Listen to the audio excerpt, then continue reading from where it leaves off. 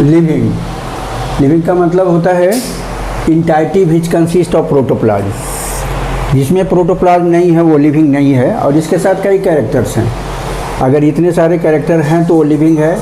Protoplasm, body organisation, definite shape and size, metabolism, growth and development,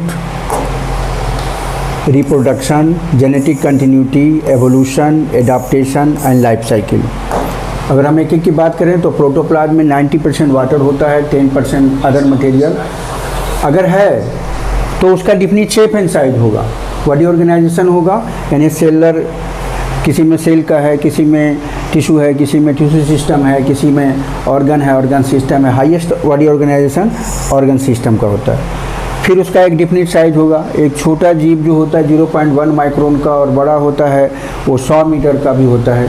तो एक fix है, सभी जीव का एक डिफिनिट शेप एंड साइज है।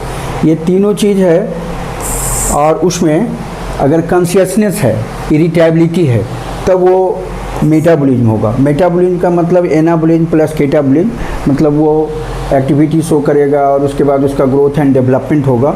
अगर ग्रोथ एंड डेवलपमेंट होगा तो उसका मैचुरेशन होगा, और मैच्योर करने के बाद ही वो रिप्रोड्यूस करेगा। रिप्रोड्यूस करने का मतलब अपने जैसे संतान उत्पन्न करेगा, और अपने जैसा जो संतान उत्पन्न करेगा उसका अर्थ होता है कि उसमें खास तरह का डीएनए होगा, तो वो जेनेटिक कंटिन्यूटी कंटेन करेगा। यानी प्लांट से प्लांट का ग्रोथ होगा, एनिमल से एनिमल का ग्रोथ होगा। और इसके बाद है एवोल्यूशन। डीएनए में कैपेसिटी होता है स्लो म्यूटेशन का। अगर वो म्यूटेशन हो गया तो वो एक नया स्पीसीज में डेवलप कर जाएगा, तब हम उसको कहेंगे एवोल्यूशन। और एवोल्यूशन तो कई होता है, लेकिन जो सर्वाइव कर गया तब हम उसको कहेंगे एडाप्टेशन।